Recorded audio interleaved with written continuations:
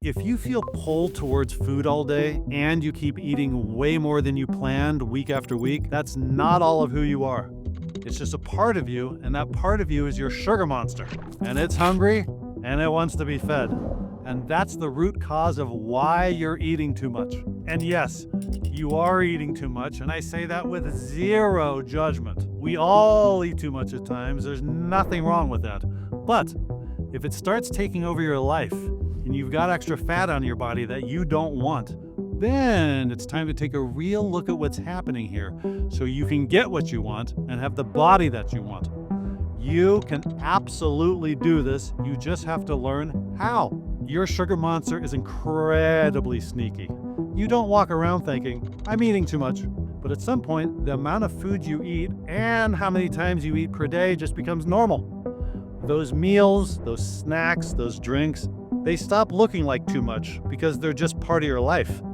And over time, those small eating and drinking moments turn into habits, routines, patterns, and you barely notice them. And that's how your sugar monster quietly takes over. But weren't we trained into this? Our sugar monsters wake up at a very early age because you're either born with a sugar monster or you're not. Not everyone has one. We all grew up eating cereal, bread, and pizza, soda, desserts, candy, pasta, chips. There's nothing wrong with those foods.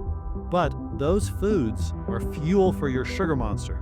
I love those foods sometimes, and I'll keep eating them, and so can you. But your brain learned something early.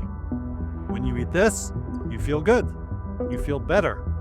You love eating. You just hate the consequences, right? We all hate the consequences, but eating is great.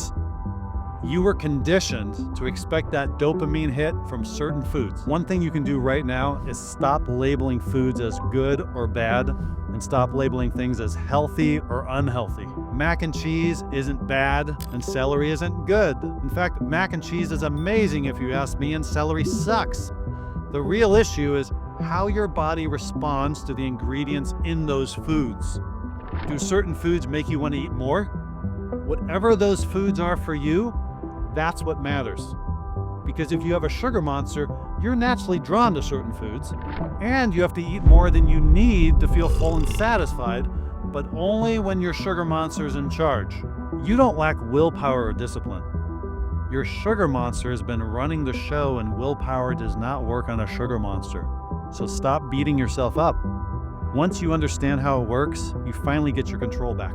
If this resonates with you, go to my website and take the Sugar Monster quiz and find out, do you have a sugar monster, and whether it's quiet, active, or has a good amount of control over you right now.